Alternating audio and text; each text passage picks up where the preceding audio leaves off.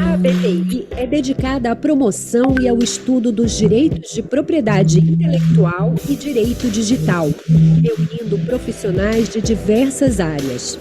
Sempre esteve na vanguarda das discussões sobre o tema, com impactos diretos na inovação e no desenvolvimento econômico do Brasil. Tanto que está envolvida em debates sobre sociedade digital, inteligência artificial e disrupção criativa. Debater temas relevantes e entregar conteúdo de qualidade sempre foram nossos objetivos. A revista da ABPI traz artigos de especialistas do Brasil e exterior e é a maior referência nos meios jurídicos sobre propriedade intelectual.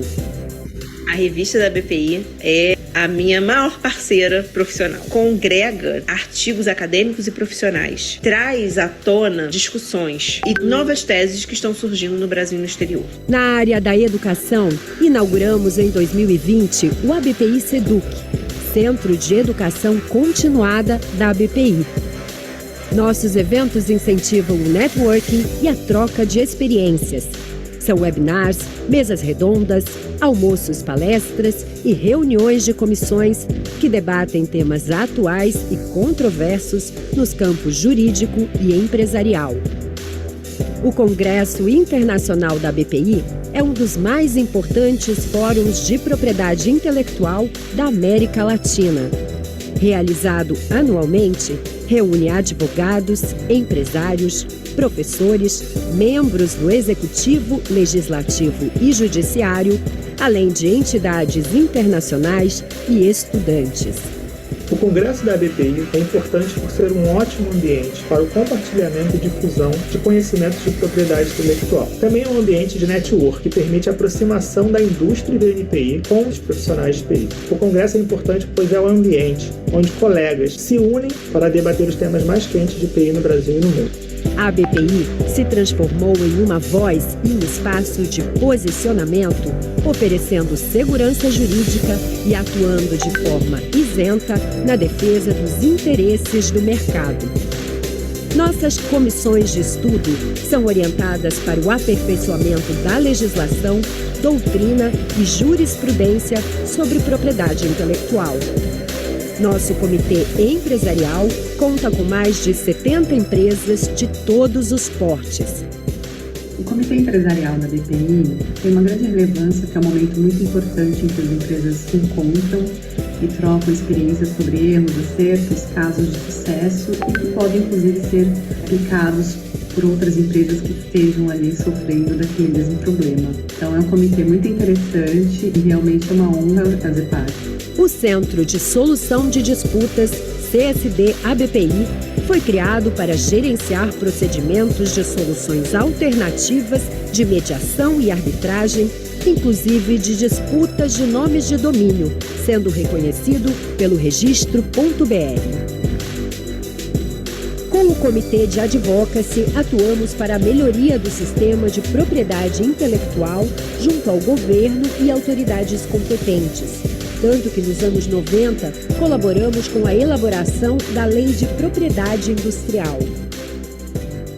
Quais as vantagens ao se associar à BPI? Primeiro, a possibilidade do conhecimento de alto nível em propriedade intelectual. Mas não somente isso. A BPI promove a oportunidade de você poder conhecer outros escritórios, alguns profissionais bastante renomados e fazer um bom networking. E se você é dono de escritório, se associar à BPI é uma excelente ideia para pensar junto as políticas de propriedade intelectual que a gente quer para o país. E a ABPI atua como grupo nacional da IPPI, a principal entidade mundial para estudo e promoção da propriedade intelectual, e da LIDC, Liga Internacional de Direito da Concorrência.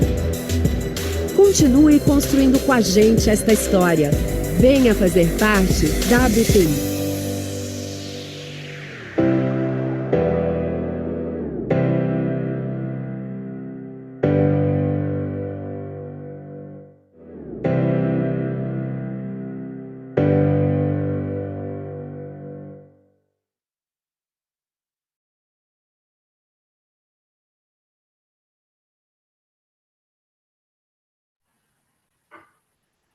Bom, boa tarde a todos e todas. Agradeço pela presença de todos aqui.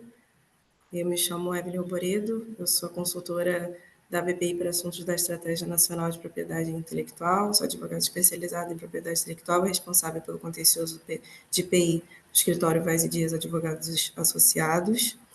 Hoje é o segundo dia dessa série de workshops que estamos tendo em assuntos estratégicos de propriedade intelectual, em que temos a honra da palestra de diversos profissionais da área. Conforme apresentado no primeiro workshop, na segunda-feira, esses workshops têm como objetivo a discussão da propriedade intelectual com o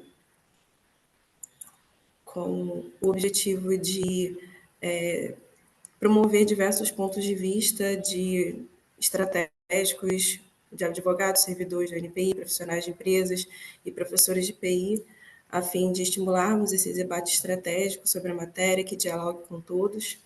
Pensando nisso, teremos hoje as palestras da doutora Ana Paula Afonso Brito e da doutora Elisângela Santos Silva Borges, que falarão sobre a atuação estratégica em matéria de marcas, sob os pontos de vista do contencioso judicial e administrativo de PI. Antes de propriamente apresentá-las, eu gostaria de fazer uma breve apresentação da Estratégia Nacional de Propriedade Intelectual, para quem não conhece. Já fiz essa apresentação no primeiro workshop, na segunda-feira, mas acredito que hoje tenhamos outras pessoas interessadas e participantes, né? Então, é uma breve introdução. A EPI surgiu como um projeto do governo federal, que junto aos membros do Grupo Interministerial de Propriedade Intelectual, identificou diversos desafios no Sistema Nacional de Propriedade Intelectual no Brasil a serem superados, com o objetivo de promover a propriedade intelectual no Brasil. E, diante disso, a Estratégia Nacional definiu metas. Dentre elas, existe a ampliação do uso do Sistema Nacional de Propriedade Intelectual por inventores, criadores, produtores, a conscientização da sociedade sobre os benefícios dos direitos de propriedade intelectual e sobre os prejuízos ocasionados pela violação desses direitos, a promoção da expansão do acesso a serviços de inteligência tecnológica, a ampliação de exportação de produtos nacionais e regionais com alto valor agregado em função do uso estratégico de PI, entre diversas outras metas. E essas metas foram definidas para nortear a atuação do governo federal e dos membros do Grupo Interministerial de Propriedade Intelectual, e a partir delas foram sugeridas atribuições para cada um desses membros, que são específicas para a atuação particular no sistema de propriedade intelectual. E dentre eles está justamente a Associação Brasileira de Propriedade Intelectual, a ABPI, que é uma das principais associações de PI no Brasil, que desenvolve iniciativas para conscientização sobre propriedade intelectual, aprofundamento dos conhecimentos sobre a matéria entre os associados e a sociedade, além de contribuir nacional e internacionalmente para a promoção de direitos de propriedade intelectual e discussão sobre temas relacionados. A gente teve uma breve apresentação da ABPI no vídeo institucional que vocês puderam ver, e a associação está sempre aberta a novos associados e colaboradores. Então, passando essa breve introdução, sem mais delongas, eu gostaria de transmitir a palavra à primeira palestrante de hoje, a doutora Ana Paula Afonso Brito, que é graduada em Direito pela UERJ e pós-graduada pela mesma instituição, Propriedade Intelectual, é mestre em Propriedade Intelectual e Inovação pela Academia do NPI, desde 2007, é advogada e sócia do escritório Monteiro e Pimento, Machado Vieira e de Mello, com experiência em litígios e propriedade intelectual desde 2001. Ela possui vasta experiência em tribunais federais e estaduais brasileiros, atuando em nome de clientes nacionais e internacionais, tem ampla experiência em avaliação de potenciais riscos de litígios, colaborando com departamentos corporativos para revisar e aconselhar estratégias, desenvolvendo soluções para mitigar riscos, desenvolvendo táticas de litígio, conduzindo e monitorando assuntos complexos de litígio. Além disso, ela é membro da Comissão Especial do 5G, Padrões Técnicos e Inovação Tecnológica da Seccional OAB-RJ, participa ativamente de diversas associações nacionais e internacionais e é autora de inúmeras publicações em sua área de especialização, com destaque para o capítulo de tutela de urgência, direito processual na propriedade intelectual, e o capítulo causa de nulidade de patentes à luz da Lei 9.279 de 96, LPI, o livro Comentários à LPI, uma análise exclusiva feita por mulheres, da Thomson Reuters também. E, bom, É feita essa breve introdução, doutora Ana Paula, gostaria de passar a palavra, mas antes, considerando que a gente está em formato de webinar, pediria a vocês que, por favor, direcionassem suas perguntas pelo chat ou Q&A. Eu acompanharei e, ao final da exposição da doutora Ana Paula, eu passaria a palavra para ela também, sanar as possíveis dúvidas. Muito obrigada, doutora Ana Paula tem a palavra.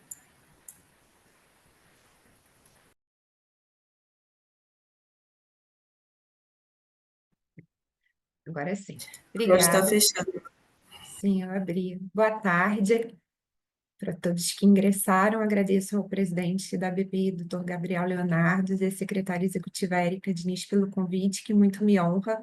Represento aqui o escritório Montauri Pimenta e vou tentar trazer para vocês um pouco da minha experiência à frente da parte de contencioso de propriedade intelectual. O capítulo que me cabe hoje é falar de marcas, litígio de marcas, então eu tentei aqui ser o mais objetiva possível e não ingressar na seara de outros colegas que vão falar, por exemplo, de trade dress, me limitou um pouco, porque a maioria dos nossos casos de infração de trade dress também combina infração marcária, mas de toda forma a gente pôde trazer alguns casos interessantes e eu pretendo compartilhar.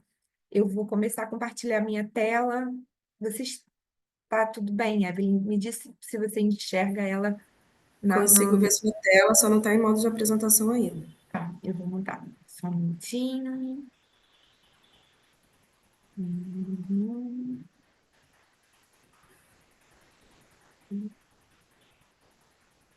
Acho que eu preciso mostrar a tela toda. Pronto, acho que agora foi. Confirma? Isso, agora sim. Tá bom. Então, vou tentar ser bem objetiva, ficar dentro do meu tempo, não ultrapassar o tempo da minha colega, que vai trazer a visão do NPI. E já peço desculpas para o NPI se a gente se desentender, tá? Se a gente aqui na minha apresentação tiver que trazer o NPI para o banco do réu. Mas, isso que faz parte do nosso litígio de propriedade intelectual, a gente muitas vezes aciona o NPI, e eu já me desculpo, não é nada pessoal, Elisângela. Então, a gente vai trazer um pouco dos casos de sucesso e atuação estratégia em litígio de marcas, que nós estamos atuando juntamente com a minha equipe maravilhosa que deve estar assistindo aqui. Eu quero mandar um oi para todo o setor de marcas e contencioso da Montauri, sem os quais essa apresentação não poderia acontecer. Então, espero que eles estejam ouvindo. O que é uma atuação estratégia, né, em matéria de marcas, e a gente vai trazer a nossa visão como escritório especializado, que é constado, muitas vezes com um problema já posto à mesa, e muitas vezes sem que o problema ainda exista, mas com receio de que isso possa acontecer. Então, os pilares para uma atuação estratégica em matéria de marcas é que nossos clientes, os detentores do direito, ajam de forma proativa, que não esperem um problema, não esperem o caso de ser acionado judicialmente ou ainda de se ver sem proteção. Então, o ideal é que se consulte os especialistas de forma proativa para a gestão desse portfólio e para fazer a prevenção e resolução dos possíveis conflitos. Então, o nosso objetivo, quando a gente tem uma carteira de clientes ou um interessado que vem procurar nossos serviços, é uma gama de assuntos relacionados a marcas, por exemplo, em que a gente vai tentar proteger a integridade e a reputação da marca e recomendar medidas para que isso aconteça. Sempre, e aí é um alerta aqui, promover a integração entre o conselho do jurídico com o conselho do marketing nas empresas para tentar diminuir problemas relacionados à comunicação, escolhas de sinais fracos ou sinais que já são protegidos por terceiros, facilitar a questão do licenciamento. Se você tem a sua proteção, você tem um ativo intangível capaz de atrair recursos, o que aumenta o valor dos seus produtos e serviços, pode antecipar crimes e mitigar danos aos consumidores. Isso aqui é uma visão um pouco mais estratégica em geral, antes de eu entrar propriamente dito no nosso tópico de litígios. A gente vai falar, então, do contencioso envolvendo as marcas, sejam elas registradas, sejam elas ainda alvo de um pedido de registro, e vamos caminhar junto aqui um pouco para estudar casos concretos. Antes da gente chegar no exame dos casos que a gente trouxe para falar, é importante que se diga que eu imagino que muita gente aqui da plateia já saiba que no Brasil a gente tem uma competência bifurcada em matéria de propriedade intelectual. Tanto nós podemos litigar na Justiça Federal como na Justiça Estadual. Na Justiça Federal, o INPI é parte. Normalmente, nesses litígios, e aí a gente vai comentar quais são esses tipos de litígio, o INPI é trazido porque um ato administrativo dele, seja de concessão de um registro, ou da rejeição desse registro, ou de algum tipo de equívoco no exame de um pedido de registro, e nós precisamos acionar o INPI por ser uma autarquia federal na Justiça Federal. Essas ações não têm caráter indenizatório. O INPI é um coautor do titular do registro marcário que se busca anular, ou unicamente réu, quando não envolve um outro terceiro interessado. E essas ações normalmente vêm sendo ajuizadas no Rio de Janeiro, onde o INPI tem uma das suas sedes. Existem ações também que vêm sendo ajuizadas em outras justiças federais pelo Brasil, porque o que vai fixar a competência são critérios que a gente vai falar um pouquinho mais na frente, mas é fato que o NPI é acionado na Justiça Federal, podendo ser em qualquer justiça federal do país, normalmente no Rio ou Brasília, onde ele também tem a sua sede. Já as ações de caráter de abstenção de uso de marca vão ser ajuizadas na Justiça Estadual, em que o INPI não vai intervir no feito, então a competência é entre particulares. A Justiça Estadual tem várias especializadas aqui no Rio de Janeiro, por exemplo, em propriedade intelectual, em São Paulo também. E essas ações têm um caráter de perdas e danos, de caráter reparatório e indenizatório. Não há dano punitivo no Brasil, então o dano aqui é simplesmente reparatório compensatório e há pedido liminar, normalmente para abstenção do uso, porque a LPI autoriza o juiz em caráter liminar cessar o uso indevido da marca, desde que presentes as condições legais para essa tutela de urgência. O foro da Justiça Estadual vai ser delimitado por escolha do autor, que vai poder eleger o foro do seu domicílio, o foro do domicílio do réu ou ainda no local do dano, o local da infração. E há jurisprudências aí, já houve no passado uma discussão jurisprudencial, mas foi pacificada pelo STJ, de que os ilícitos de propriedade intelectual têm o mesmo caráter das ações reparatórias de indenização propriamente dita. Então, pode-se ter um desses três foros, cabendo ao autor elegê-lo. E, às vezes, cabe ao réu também questioná-lo através da devida exceção de incompetência, mas que, dentro da propriedade intelectual, há aí essa gama mais elástica da possibilidade da escolha do foro na Justiça Estadual. Isso é muito importante quando a gente fala que justiças estaduais têm várias especializadas. Essas várias têm decisões normalmente mais técnicas, com juízes mais preparados. Cabe lembrar que nas jurisdições que a gente não tem vara especializada, a vara civil é uma vara muito ampla, que resolve vários, digamos, de problemas entre particulares, e por isso os juízes normalmente não têm tanta especialização. Vamos falar, então, agora, no primeiro capítulo da nossa aula, sobre os litígios na Justiça Federal. Lembre, aqueles em que o INPI necessariamente estará num dos polos. A Justiça Federal, no Rio de Janeiro, tem 5 varas especializadas. Recentemente, criou-se mais uma vara, antigamente eram 4, e isso fez com que a Justiça Federal estivesse cada vez mais bem aparelhada para os litígios de propriedade intelectual, com juízes que conhecem a matéria, se aperfeiçoam, e uma procuradoria do INPI atuante também, habituada em litígios na Justiça Federal aqui do Rio de Janeiro. O TRF2, focando aqui no Rio, tá? Que é a seara de atuação. Tem 2 turmas especializadas em propriedade intelectual, e se nós formos para Brasília, também haverá lá as especializações. Mas, como eu falei, é mais comum, é mais usual que as ações envolvendo o INPI sejam ajuizadas na Justiça Federal do Rio de Janeiro, com a segunda instância sendo da 2ª região, para concentrar os recursos decorrentes dessas decisões. A Justiça Federal, então, ela vai ser competente para examinar a nulidade de atos do INPI, atos administrativos, sendo esses de concessão de registros que você questiona, terceiros interessados querem anular um registro indevidamente concedido pelo INPI, ou ainda anular qualquer ato administrativo sujeito ao erro da administração pública, seja o indeferimento de um pedido, seja o de indeferimento de uma averbação, por exemplo, ou qualquer intercorrência administrativa é passível de ser questionado em juízo. Por exemplo, o reconhecimento de uma caducidade de um registro ou a rejeição da caducidade.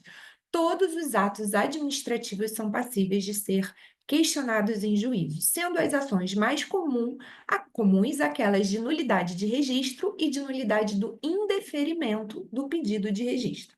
Então, dentro da Lei da Propriedade Industrial, existem ali alguns artigos que vão regulamentar alguns procedimentos e no que a LPI não dispuser, aplica-se o nosso Código de Processo Civil e o direito administrativo em si, porque a gente está falando aqui de revisão de atos da administração pública federal. Então, sempre que houver um defeito no ato administrativo, ele é passível de ser revisto em juízo e questionado. Lembrando que existe um prazo prescricional de 5 anos estabelecido na LPI para questionar a validade de um registro. E isso é um erro que se comete e percebe-se alguns que não são especializados em propriedade industrial, questionar, por exemplo, a rejeição do processo administrativo de nulidade. Mas o prazo para marcar o prazo prescricional é de 5 anos da concessão do registro. Então, se o NPI estiver demorando demais em examinar, por exemplo, um processo de nulidade administrativa, o interessado precisa controlar o prazo de 5 anos a partir da concessão do registro, e tem muita jurisprudência nesse sentido. Quando o ato é de indeferimento, então, marca-se os 5 anos da publicação da revista da propriedade industrial. Por exemplo, a rejeição de um recurso contra o indeferimento, você marca o prazo da publicação da RPI, 5 anos, e sabe que ali é a sua janela temporal para questionar em juízo.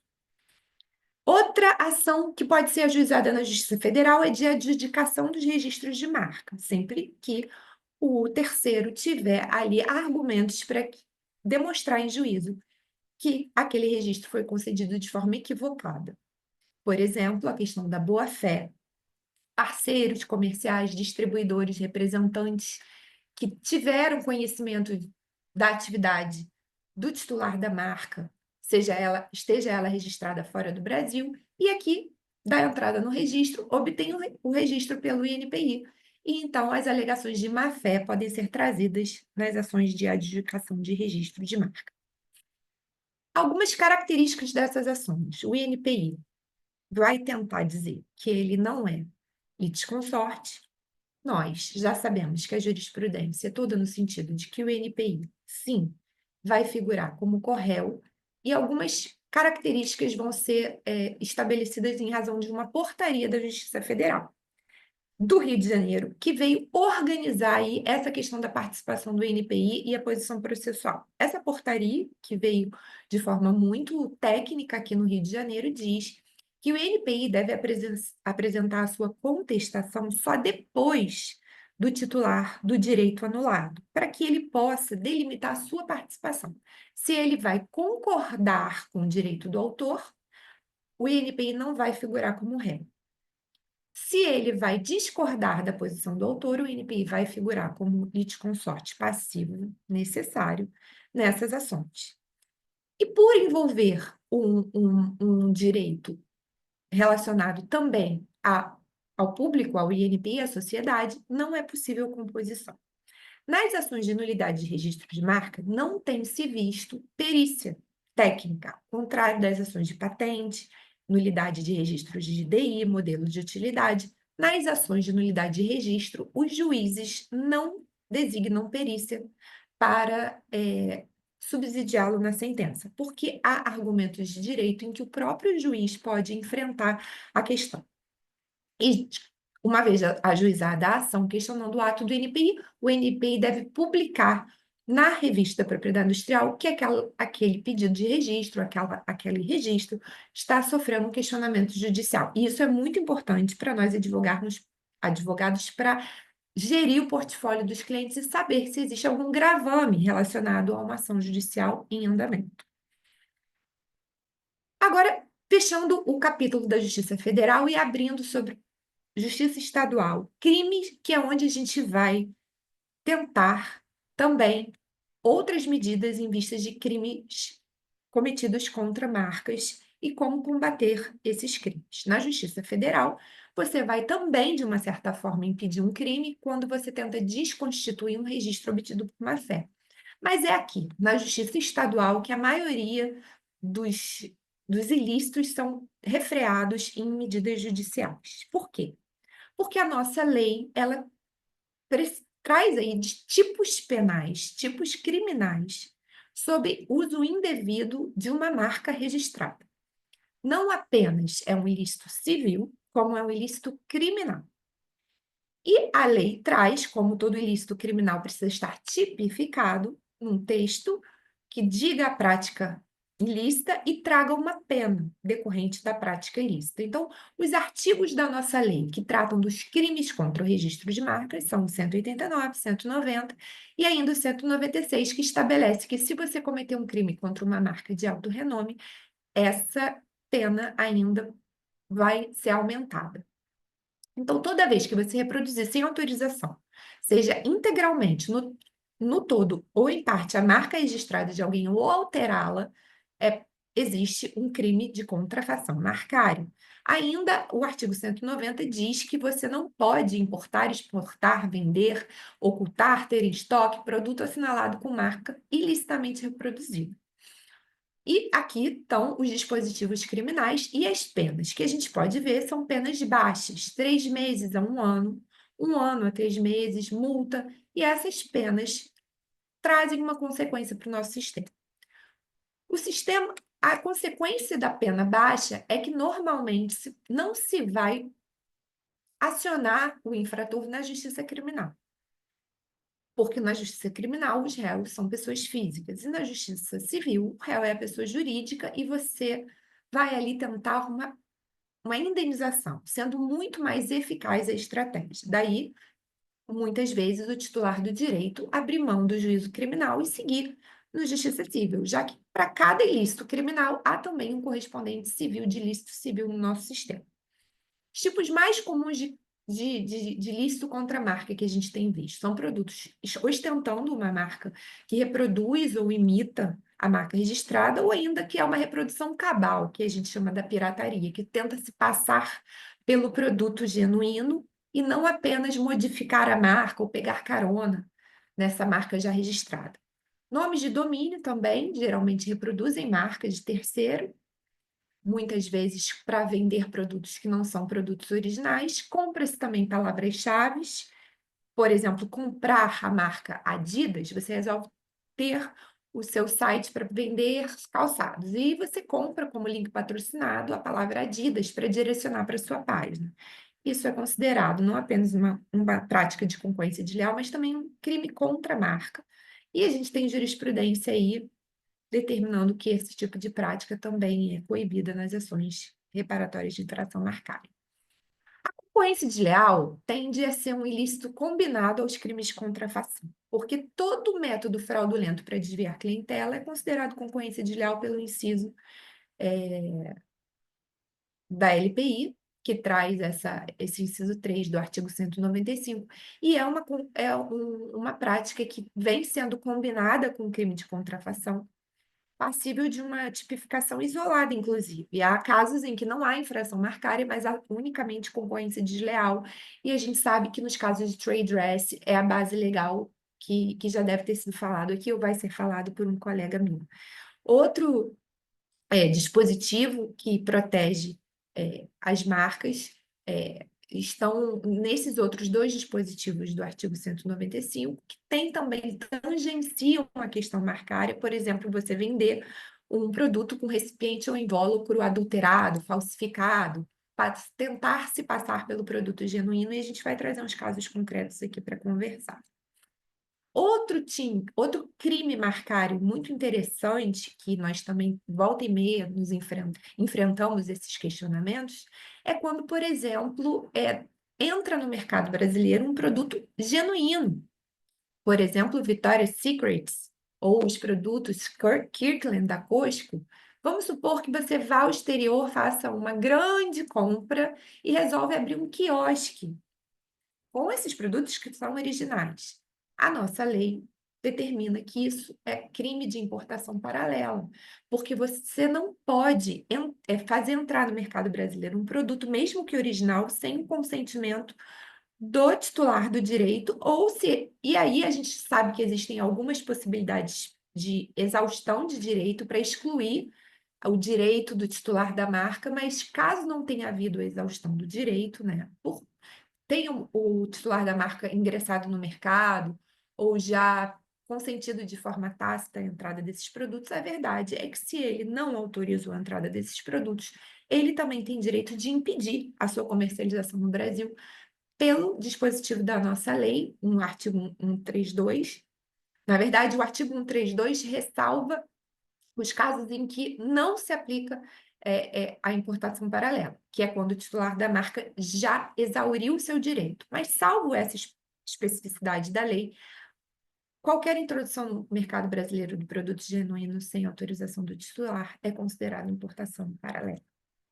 Então, como eu falei, existem 2 juízos para o titular do direito escolher se valer. Ele pode ingressar na Justiça Penal ou ele pode ingressar na Justiça Civil, ou uma vara criminal, e aí eu não vou falar do procedimento penal aqui, que é muito específico, exigem laudos, o processo penal já é totalmente diferente do procedimento civil, mas a verdade é que recomenda-se ao titular do direito violado escolher o juízo civil, porque aqui ele vai poder mexer no órgão mais sensível do ser humano, que é o bolso. Aqui no juízo civil, as indenizações vão ser estabelecidas, as liminares estabelecendo multas vão ser fixadas, podendo ser deferidas, refreando a infração. Então, a lei da propriedade intelectual aqui nos dá ferramentas para se exigir, dentro do critério de indenização e no juízo civil, todo o arcabouço jurídico desse direito violado. E qual que é a estratégia diante de uma infração marcada? Você está ingressando aqui hoje, tem interesse em atuar no contencioso de propriedade intelectual, então a gente vai dar um passo atrás, e eu peço desculpa aos meus colegas que já são experts na matéria, porque a gente está falando aqui para uma gama de alunos também, pessoas que estão iniciando a carreira, então a gente vai iniciar aqui com um beabazinho do que fazer quando o seu cliente te procura, tendo um caso de infração marcada. Então você detecta a infração. E aí pode ser através de qualquer meio, pode ser através de uma ida a uma loja, acesso a um site, você recebeu no saque reclamação, você recebeu foto, detectou a infração, qualquer meio de prova cabível, você vai procurar a fonte. De onde vem essa infração? Muitas vezes você vai precisar de uma investigação mais detalhada, e você pode contratar até um detetive, um investigador. Outras vezes é ictuócole, está na embalagem, fabricado por, importado por. Ou então o próprio site de divulgação daquele produto já diz. Ou se não diz, você vai fazer uma compra, você vai fazer um trabalho de casa para ter a amostra do produto infrator. Tendo essa amostra em mãos, é muito importante você pedir para o seu cliente elementos que revelem as características do produto genuíno para você poder comparar com o produto infrator. Muitas vezes a marca em si não é suficiente, você precisa ter todo ali uma análise do produto. Você vai enviar uma notificação, uma carta, seja através de um advogado, seja através do jurídico da empresa ou o próprio titular do direito, ele vai enviar uma notificação alertando, olha, você está comercializando um produto contrafator, infrator, você está reproduzindo a minha marca indevidamente para o seu serviço, para o seu produto, eu tenho meu registro. Notificação surtiu efeito? Ótimo, você evitou dor de cabeça e resolveu o problema. Não surtiu efeito? Você procura a gente. Ou você já procurou a gente para enviar a notificação extrajudicial. E a gente vai recomendar entrar com uma ação judicial. Normalmente, a notificação extrajudicial é aconselhável para você provar para o juiz que você esgotou todas as tentativas de conciliação amigável e que aquela empresa, a pessoa jurídica, física, não aceitou seus argumentos. As chances de você conseguir uma liminar demonstrando toda a boa-fé da negociação prévia, no nosso entender, aumenta. E aí você entra com a ação, lembrando que a LPI estabelece o prazo de 5 anos para reparação de dano. Então, a indenização você vai poder perquirir em até 5 anos retroativos ao ajuizamento da ação. Então, o direito não socorre aos que dormem. Notificou e dormiu no ponto, esperou 10 anos. Isso vai prejudicar não a questão da abstenção do uso, porque o uso indevido de marca é um crime continuado. A cada dia ele se renova. Mas pode vir a prejudicar o período de investigação da indenização, que, segundo a nossa lei, é de 5 anos. Competência da Justiça Estadual para as ações de infração, sendo que essas ações de infração, quando a Justiça tiver varas especializadas em propriedade intelectual, vão ser direcionadas, como aqui no Rio existem 7 varas especializadas, e elas normalmente são acumuladas com pedido de indenização e de tutela de urgência. Afinal de contas, a demora do processamento em juízo faz muitas vezes o direito do titular perecer e acabar se tornando uma situação incontornável pela demora. Então, quando a gente está diante de uma situação clara de infração, preenchidos os requisitos da verossimilhança das alegações e o perigo da demora, que é muito fácil ser caracterizado em caso de infração marcária, o juiz está autorizado pelo artigo 209 da LPI a conceder uma liminar, acumulado com 300 do CPC. Então, essa medida busca-se, com o ajuizamento de ações dessa natureza, a cessação imediata do crime, para que a abstenção de marca cesse, e assim o prejuízo. Mas a indenização vai ser ainda matéria de perícia contábil lá na frente, se você ganhar, e a gente vai chegar nessa parte. Você também pode buscar a Justiça Estadual por uma ação declaratória de não infração de marca.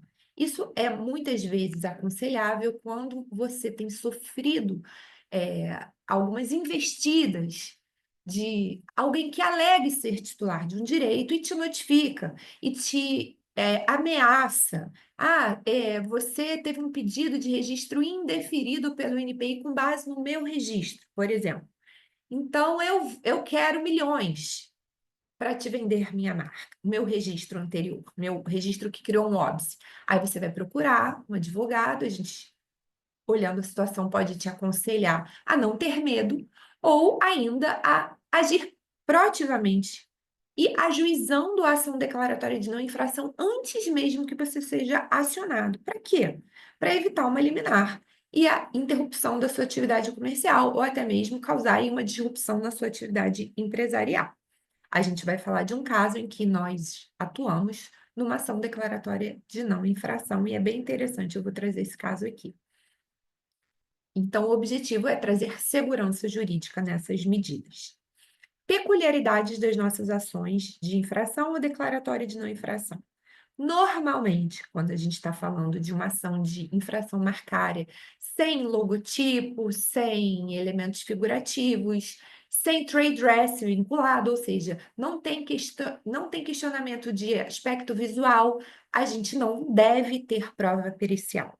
É mais comum que não se tenha quando a gente está falando de ações de infração de marca propriamente dita e marcas nominativas, marcas simplesmente com menor potencial estilizante.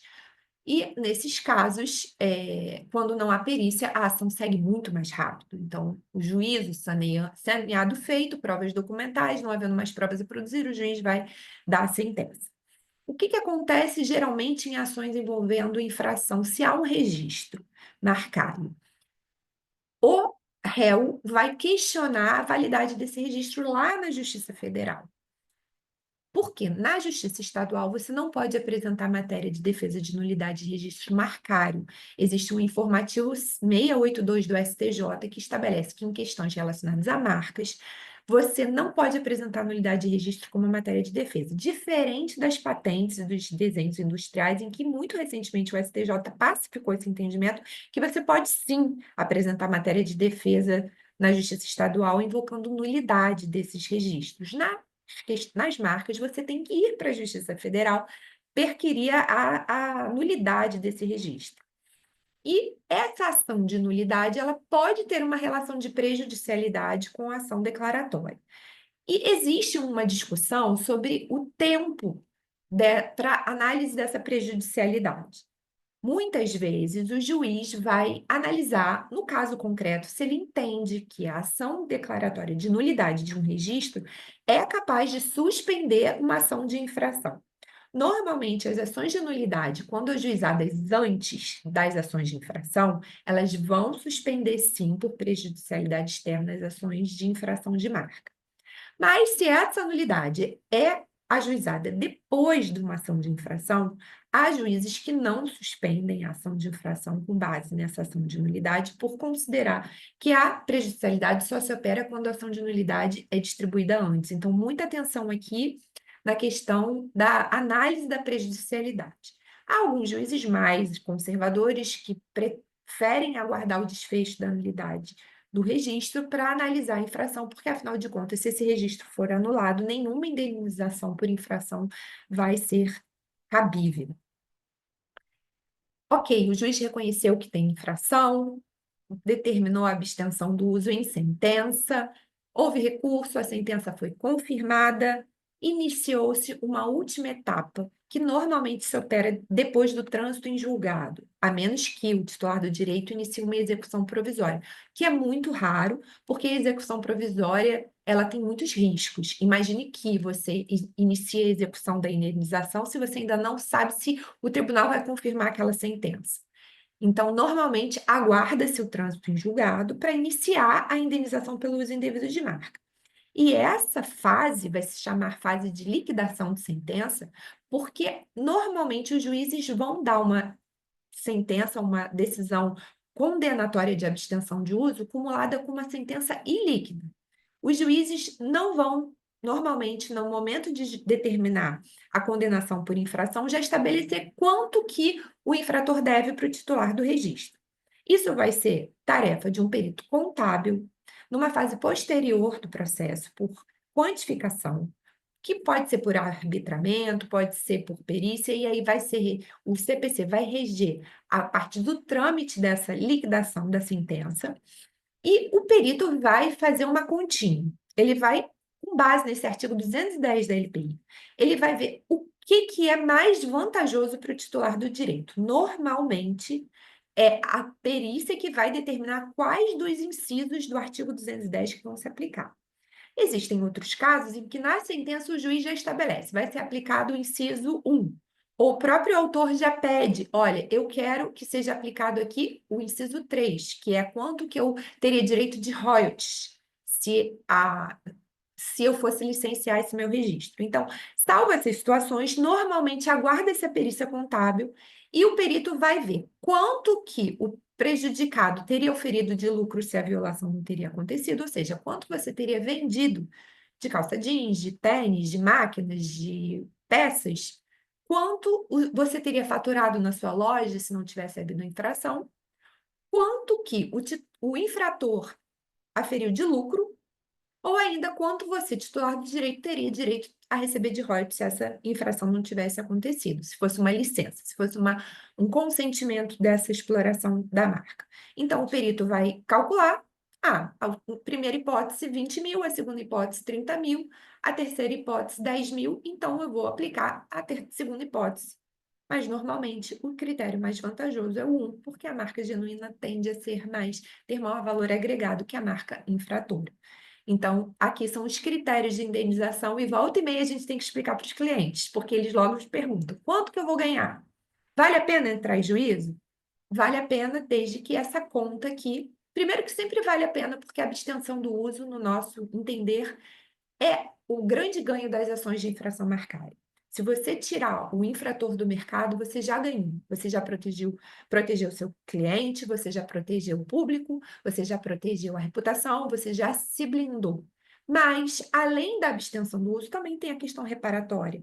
E a gente não tem dano punitivo no Brasil. Aqui os danos são compensatórios. Por isso, a lei prevê como calcular esse dano. Se fosse punitivo, ele teria também, o juiz ali fixaria algo para constranger o infrator, porque esse é o caráter do dano punitivo próprio do sistema do common law. Já que no civil law, a gente precisa estar amarrado a esses critérios, que são previstos na lei e que caberá ao perito contábil do juízo, geralmente um contador judicial, junto com o autor e o réu, que vão fornecer esses documentos, e vai caber aí ao autor pedir que o réu apresente seus livros, pedir que ele apresente quanto que ele lucrou, e aguarda-se, espera-se que ele tenha tudo isso documentado, ele tem o dever de ter tudo documentado, pelo menos por 5 anos, e o perito vai examinar essa documentação.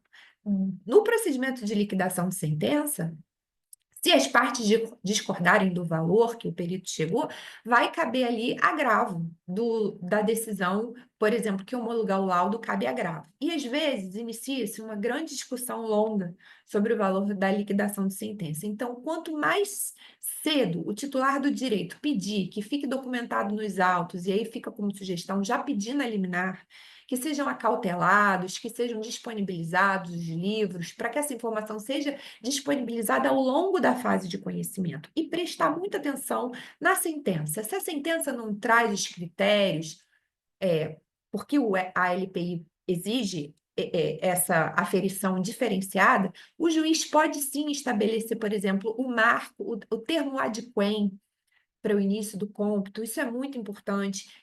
Fazer embargos de declaração de uma sentença, às vezes você está tão feliz que ganhou, que você fica cego ali e não vê que o juiz deixou de estabelecer critérios importantes que vão fazer falta nesse momento de liquidação, como, por exemplo, a data, o início, para o perito saber a partir de que dia eu preciso marcar a minha indenização. Por quanto tempo? Qual é o intervalo de tempo? Quais são os documentos que podem ser apresentados ao longo da perícia? Cautelar em cartório, vistoria e etc. Então, muita atenção. Os critérios são esses, mas cabe a você, advogado, ao ler a sentença, estabelecer formas práticas para que lá na frente o perito consiga fazer essa conta. Senão, você que vai pagar o preço toda hora tendo dúvidas e criando um procedimento de liquidação muito mais longo do que seria necessário. Então, agora chegando, deixa eu ver quanto que o tempo que eu tenho que correr aqui, que eu já estou ultrapassando o meu tempo. E eu vou falar rapidamente dos nossos casos de sucesso, que é a cereja do nosso bolo aqui, compartilhar. Os casos todos são do escritório, nós só trouxemos casos nossos, casos todos que são públicos, não estão em segredo de justiça, alguns já com trânsito em julgado, outros ainda não, e eu vou sinalizar aqui por questão ética cada um deles. Então, o primeiro caso que eu queria trazer aqui para vocês é um caso nosso que ainda está pendente de julgamento de recurso de apelação em São Paulo, em que nós, que representamos a Uber, o aplicativo, né, o serviço de tecnologia da Uber, nós nos vimos com uma situação um tanto quanto absurda, em que uma empresa de Uberlândia resolveu lançar também o seu aplicativo para transportes, só que transportes de carga. E a ideia dele foi, olha, se eu tenho transporte de carga em Uberlândia, por que eu não vou me chamar TransUber e por que não eu vou ter o meu aplicativo pretinho com essa cara aqui? E quando nós entramos na Apple, na App Store, na Google Play, nos deparamos com esse aplicativo, nós detectamos que essa empresa, eles tinham um registro para a marca para transporte de carga na classe 39. E esse registro tinha indeferido um pedido de registro da Uber da classe 39, e o titular desse registro começou em uma série de negociações com a Uber para que a Uber comprasse o registro dele para transporte de carga, diga-se de passagem, com especificação restrita para essa atividade, que de fato eles já faziam transportes de carga, caminhões na cidade de Uberlândia. E, diante de todo esse cenário de negociação, que estava muito desfavorável para o nosso cliente, porque houve toda uma tentativa de enriquecimento sem causa, nós recomendamos que nosso cliente entrasse com uma ação declaratória de não infração marcária, acumulada com infração, porque tanto o nosso cliente poderia, sim, exercer atividade com a marca Uber no Brasil para serviços de tecnologia, porque não havia qualquer correlação com o transporte de carga em Uberlândia, apesar daquele ato do INPI de indeferimento de um único pedido de registro, e ainda nós trouxemos aí a questão da infração do trade dress, que eu estou entrando um pouquinho aqui na seara do meu colega que vai falar de trade dress, mas que nós apresentamos esse cenário completamente desfavorável, corroborado pela utilização indevida do aplicativo. Vejam bem, imagens aí falam mais do que 1000 palavras, né? E a sentença julgou procedente nossos pedidos para declarar a inexistência da violação da marca Transuber, o motivo que nós nos valemos de uma declaratória de não infração para trazer segurança jurídica, apesar de diversas notificações recebidas pelo nosso cliente, notificações essas que ameaçavam que iam interromper a atividade da Uber no Brasil, que nós iríamos ter que sair do Brasil, e aí a sentença reconheceu que não havia qualquer infração, e condenar também a ré a obrigação de fazer para se abster do uso da marca para aplicativo, da forma que estava violando o conjunto imagem do layout, de posição gráfica, cores, qualquer outra forma que se confundisse com a identidade visual da Uber. E aí foi estabelecido uma multa de R$ 5.000 por dia e condenou a ré ao pagamento de uma indenização, sendo já estabelecido aqui o inciso na sentença, como a gente falou, em alguns casos estabelece-se o inciso, e o juiz já determinou aqui que seria por liquidação por arbitramento.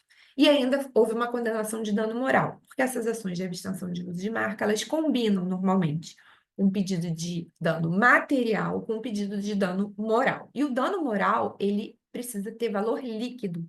O autor precisa dizer que ele corresponde como dano moral e o juiz já vai, então, dizer o valor líquido do dano moral, que não vai necessitar daquela fase de liquidação, como a gente falou. Então, vai haver uma bifurcação da execução da sentença lá na frente. São Paulo é de um jeito, Rio é de outro. A verdade é que o valor que não foi dito na sentença vai ser alvo de uma liquidação e o que foi dito na sentença vai ser alvo de uma execução por quantia certa. Então, como consequência dessa nossa ação de declaratória de não infração, o réu, como eu falei, entrou com uma ação de nulidade de diversos registros da nossa cliente, inclusive de nulidade do ato do INPI que indeferiu os pedidos de registro deles para a marca Transuber. E essa ação de nulidade seguiu em paralelo da ação de infração. Ela não foi capaz de suspender a ação de infração. É uma daquelas situações em que a ação de nulidade foi ajuizada posteriormente, né, como resposta à infração. A sentença foi de improcedência e o acórdão também, o acórdão rejeitou o recurso de apelação, confirmando a sentença. Nesse caso, nós já temos trânsito em julgado, apesar da ação na Justiça Estadual estar pendente do julgamento do recurso de apelação. Aqui a Justiça Federal foi mais rápida e a gente já tem o trânsito em julgado e foi determinado pela Justiça Federal a confirmação de todos os registros da marca Uber e ainda a confirmação do indeferimento dos pedidos de registro da Transuber para a classe 9 e 42, que são as classes principais da Uber, que é de tecnologia, software e serviços de aplicativo. Então, esse acórdão está disponível por consulta pública, é um acórdão de relatoria da desembargadora Andréa Esmeraldo, um acórdão muito interessante que vale a pena a leitura de vocês. Um outro caso de abstenção de uso de marca recente aqui, de um caso no nosso escritório, a gente representa a Monster Energy, quem não conhece os energéticos da Monster, e a Monster tem uma característica, ela dá muito valor à sua marca mista, que é representada pela garra, que é esse M estilizado de uma garra ali, rasgando a lata com força, né? E evoca aí a força do energético. E a gente tem visto que muitos infratores da marca Monster tentam pegar carona na impressão de conjunto, mas muitas vezes só na marca Monster mesmo. Esse caso aqui, a gente nem está falando de trade dress, a gente está falando de uso indevido de marca propriamente dita, né? Você pode ver aí que eles fazem não diretamente um energético, mas aí uma bebida que tem um potencial energético. E foi proferida sentença julgando procedente nossos pedidos para determinar a abstenção, fabricação, divulgação do produto com o nome, com a marca Guara Monster, sob pena de multa, e a liminar que foi concedida, e esse caso aqui é do meu colega Yuri, muito bem conduzido por ele, a liminar foi confirmada em sentença. Esse caso, o réu também tinha um domínio, ele criou um domínio, guaramonster.com.br, e a ação ela foi muito ampla, foi para abstenção do uso de todas as formas, inclusive determinando-se o cancelamento do nome de domínio. Outro caso da Monster, recentemente, que nós tivemos, envolve a marca Monster Áudio, tá? E esse caso também em São Paulo, na segunda vara empresarial, e foi também julgado procedente o pedido, e aqui a gente já tem até um acórdão nesse caso, foi determinado, então, que as autoras que a marca nominativa Monster Game registradas com especificação para organização de eventos esportivos. Porque, veja bem, nossa cliente não só produz energéticos, ela também tem registros para outros serviços. E qualquer tipo de aproveitamento das classes, e aí, se você tem registros em outras classes que não a sua atividade fim, você também tem o direito de impedir o uso indevido em outros segmentos, não aquele principal, mas os acessórios. Esse foi um caso assim. A gente tem um caso muito interessante recente, em que a gente conseguiu uma liminar. Esse caso também conduzido pela minha equipe, eu e a Maria Eduarda. Recentemente conseguimos uma liminar porque uma empresa associada aí à importação de produtos chineses traz um brinquedinho infantil, vamos dizer assim, que se assemelha muitíssimo à linha Ninja Go da Lego, e a gente representa a Lego, e inclusive recentemente nós conseguimos o alto renome da marca Lego, e essa liminar aqui determinou que a Macro e a Polybrinc não poderiam vender o produto Ninja. Olha como que eles grafaram a marca Ninja no produto deles. Não foi por acaso, né, que eles escolheram essa estilização. Então, a tutela de urgência acaba de ter sido deferida e o juiz, interessante que foi em sede de embargos. Inicialmente, ele não havia entendido pela infração marcária, mas nós embargamos e chamamos a atenção com figuras, despacho de gabinete. E aí, os embargos foram julgados procedentes e o juiz deferiu a tutela de urgência para determinar que a ré se abstenha de empregar o termo ninja, sob pena de multa aqui de R$ 1.000. Então, esse caso também está por consulta pública. E eu trouxe um aqui para finalizar, estou correndo para não ingressar mais tempo na hora da minha colega.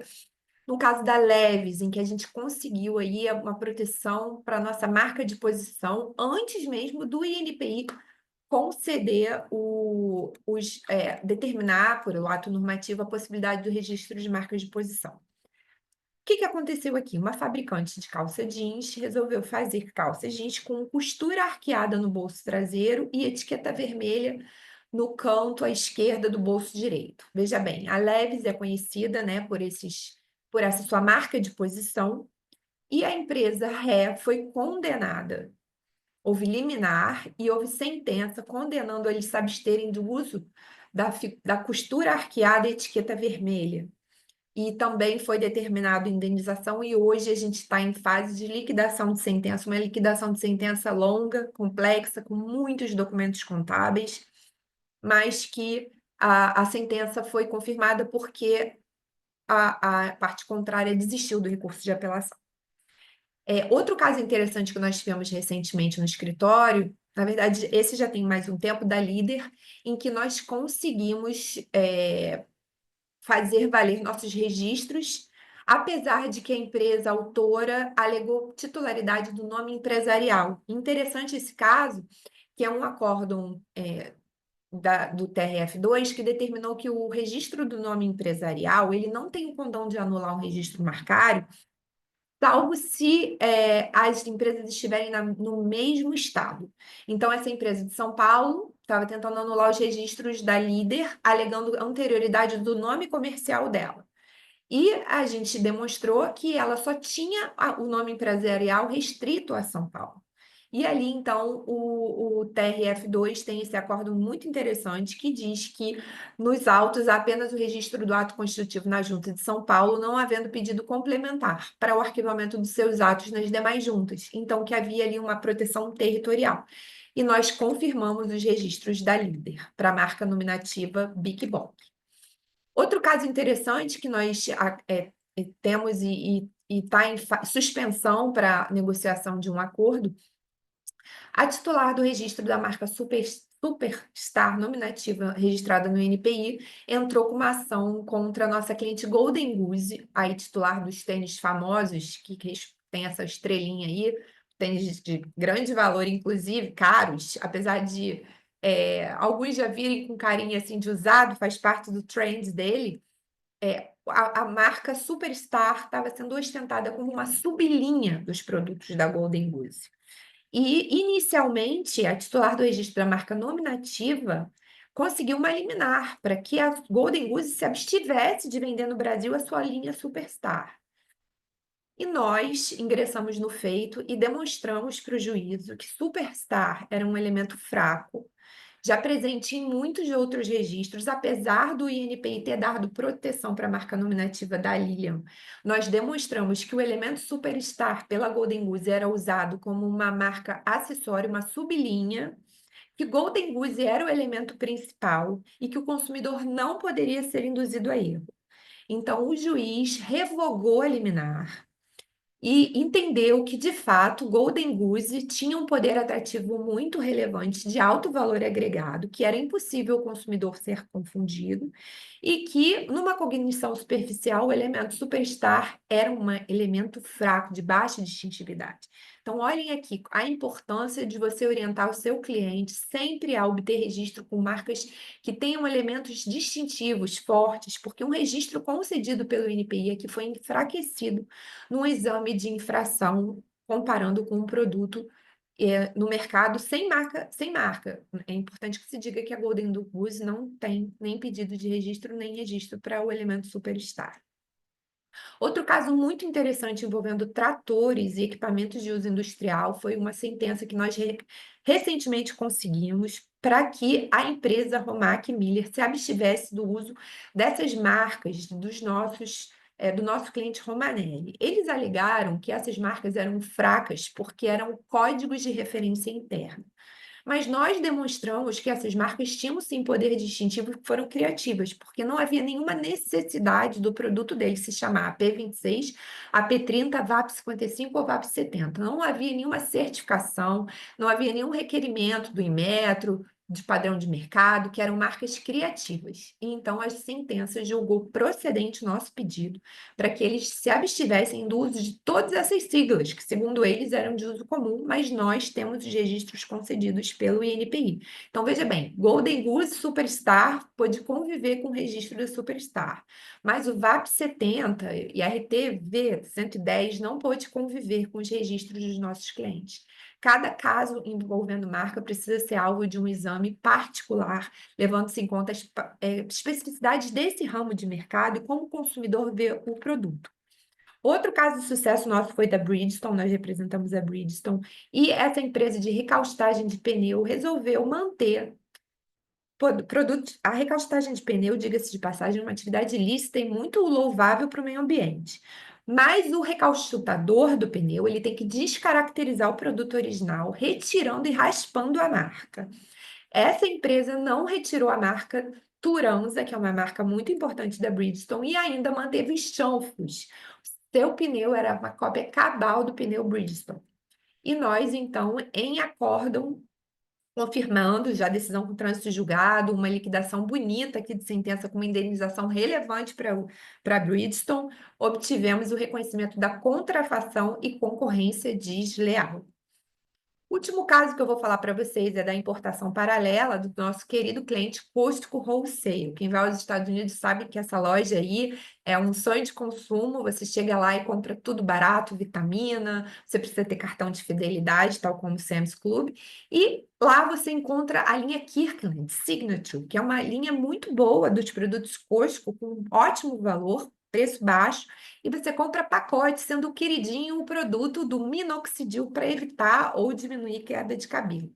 E esse produto aqui, ele é alvo de muito problema de importação paralela. As pessoas têm a ideia brilhante de ir até o Costco, comprar muitos exemplares desse produto e vender em marketplaces no Brasil pelo preço bem mais acessível do que se a pessoa tiver que comprar a passagem lá ou de um concorrente de menor qualidade. Então, o que que acontece? A gente monitora essas atividades, porque a Costco não tem atividade empresarial no Brasil, não tem ponto de venda, não tem site, e todo ingresso do produto original Kirkland é importação paralela.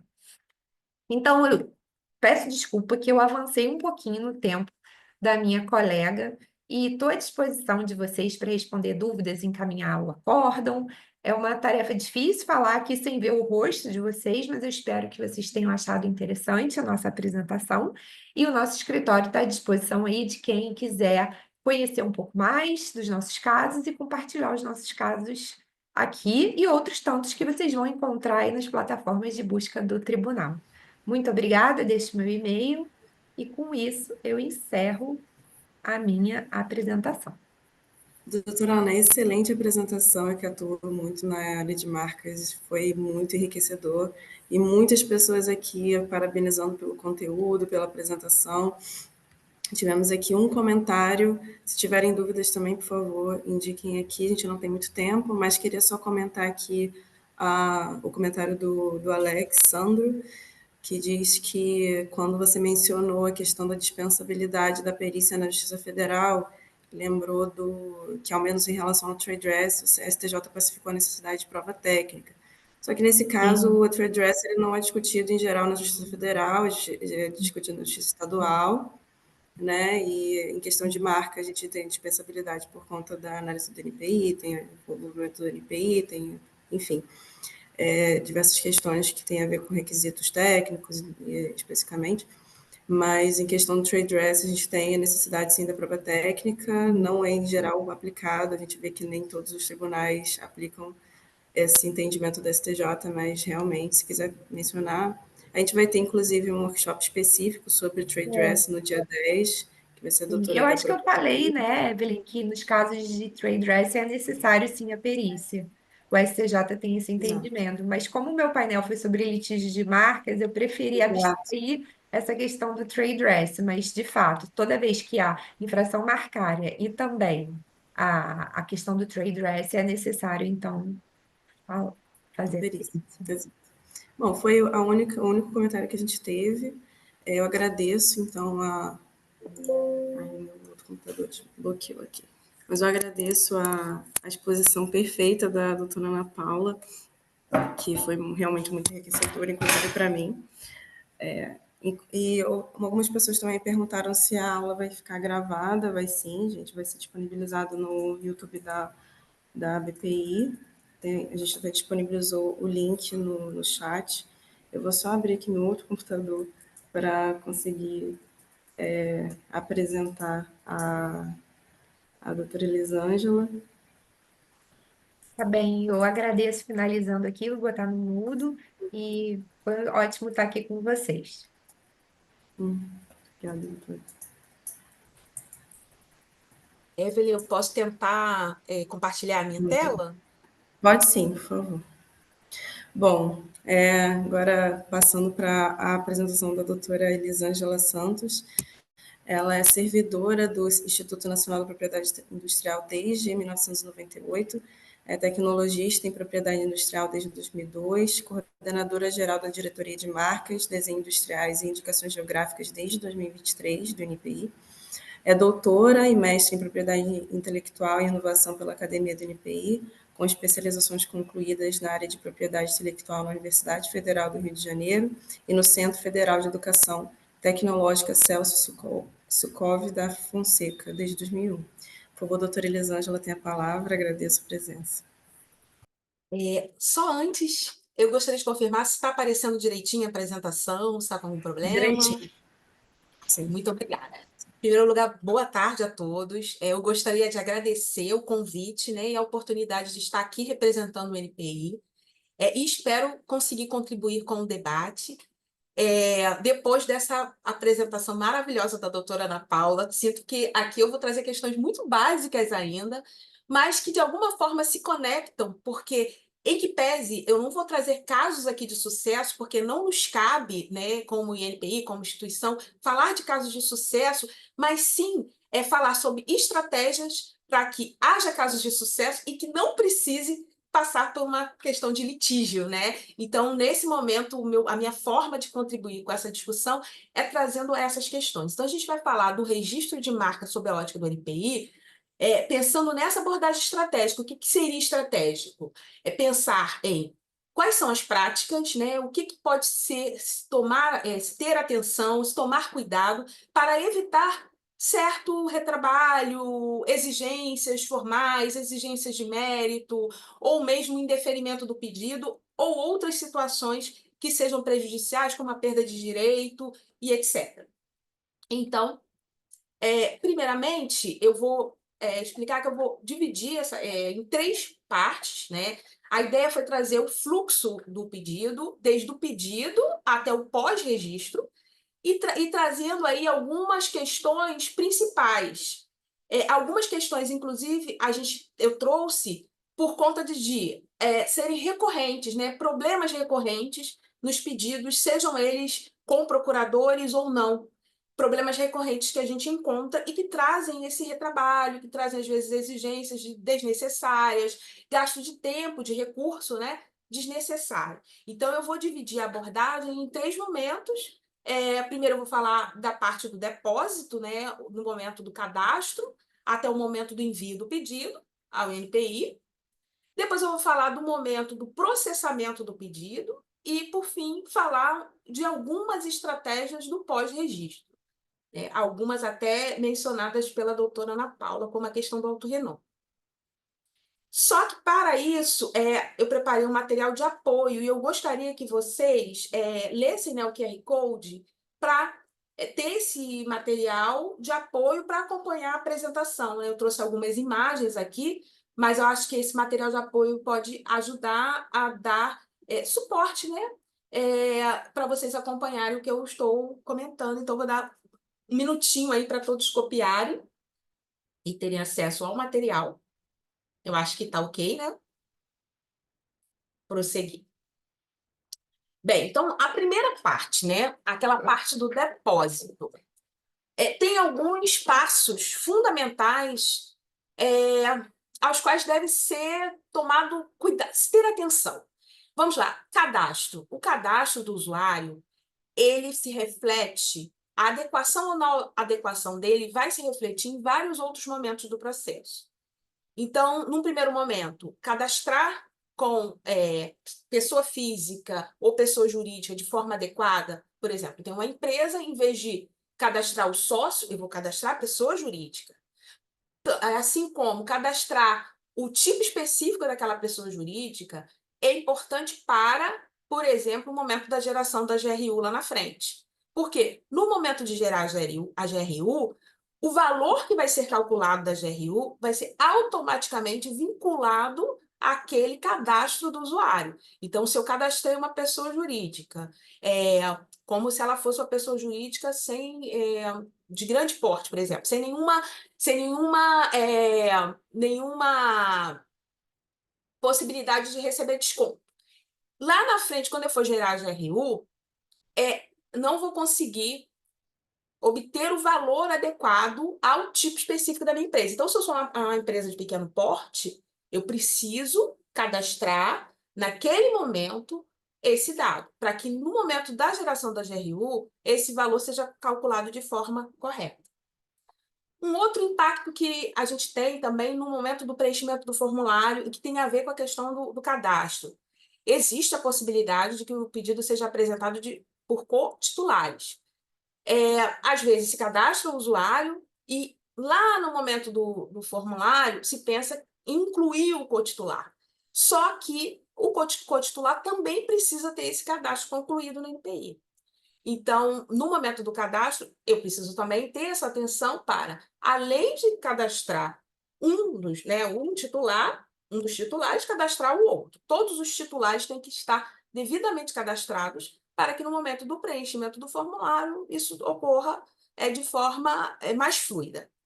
A outra questão também que a gente vê com relativa frequência até, os campos, né? Todos os campos que estão ali no cadastro, eles vão ser carregados para futuras publicações, inclusive para constar do certificado de registro. Então, algo que às vezes acontece é que o nome do requerente, o campo nome do requerente, às vezes consta outra informação que não o nome do requerente, às vezes por engano, ou às vezes não exatamente de forma adequada, o nome correto.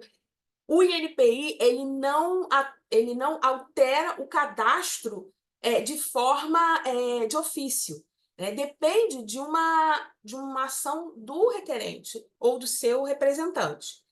Então, aquilo que consta do nome do requerente, ele vai ser publicado na RPI e vai constar do certificado. E para corrigir, vai haver necessidade de que o seu representante ou requerente apresente uma petição específica e pague. Uma outra questão que tem a ver com cadastro e que se relaciona até o momento do exame é que o que acontece às vezes? Um requerente, né, o seu representante, entra com vários pedidos, mas entrou com um pedido num determinado momento, foi lá na GRU, né, alterou o seu cadastro e entrou com outro pedido. Quando fizermos a busca, na busca que é feita internamente pelo examinador, há uma sinalização do sistema quando todos os dados são idênticos. Então, eu tenho um usuário e os dados estão todos idênticos, o próprio sistema já sinaliza que se trata do mesmo titular. Então, na hora da comparação, na hora que se faz a busca, para saber se há ou não colidência, se identifica facilmente que se trata do mesmo titular. Porém, quando há alguma inconsistência de cadastro, que um registro anterior está um tanto diferente, né, o cadastro do pedido que se solicitou posteriormente, o que acontece é que, num primeiro momento, o sistema não aponta aquilo e há necessidade de que o examinador ingresse naquele outro pedido para poder identificar se realmente se trata do mesmo titular. E, no caso, quando se trata de um requerente nacional, com o CNPJ, consegue tirar essa dúvida pelo CNPJ.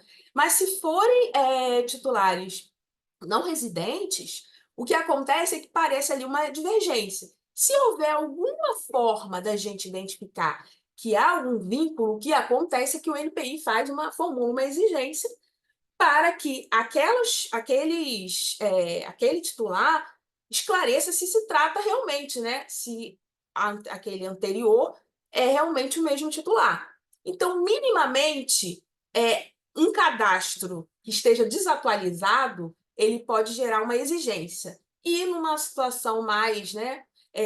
Uma situação pior, pode inclusive levar ao indeferimento. E aí é questão de fale conosco, ou às vezes exigências, ou às vezes recursos desnecessários. Então, esse momento do cadastro do usuário, ele se reflete em vários momentos do processo. Um outro ponto forte desse primeiro momento do como depositar é a questão do material de referência. Por quê? Para além da lei, inclusive, né, para além da doutrina, existem procedimentos técnicos específicos que a gente só vai encontrar essa referência e essa informação no manual de marcas e nas referências que estão no manual. Então, eu vou retomar esse assunto no próximo ponto, né, que é o processamento do pedido, porque ao longo do processamento do pedido, ter lido esse material de referência e, na verdade, ter esse conhecimento, né, ter a atualização desse material, ter o conhecimento do estado que consta no manual, vai fazer toda a diferença. Assim como também no preenchimento do formulário, em cada passo que vai ser dado ao longo do processo.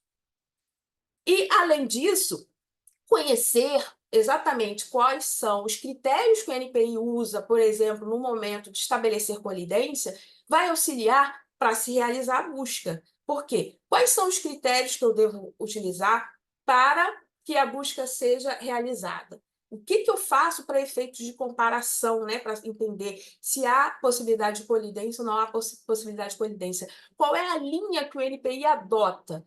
Isso eu só vou conseguir identificar de forma mais clara com conhecimento dos procedimentos técnicos que se encontram no Manual de Marcas, para além do que está na LPI. E um outro ponto também muito importante é a questão da classificação.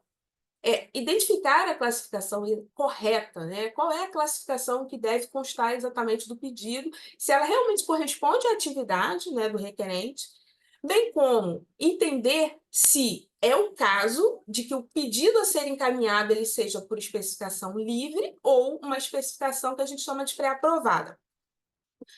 A especificação pré-aprovada, embora ela não seja 100%, né, isenta da possibilidade de exigência, ela dá muita oportunidade de que esse processo, quando ele for para o exame, ele não sofra exigência para adaptações, adequações da especificação. Já no caso, a especificação livre, ela traz mais possibilidades de formulações futuras de exigência, além de ela ter um valor também maior, um custo maior no momento do pedido.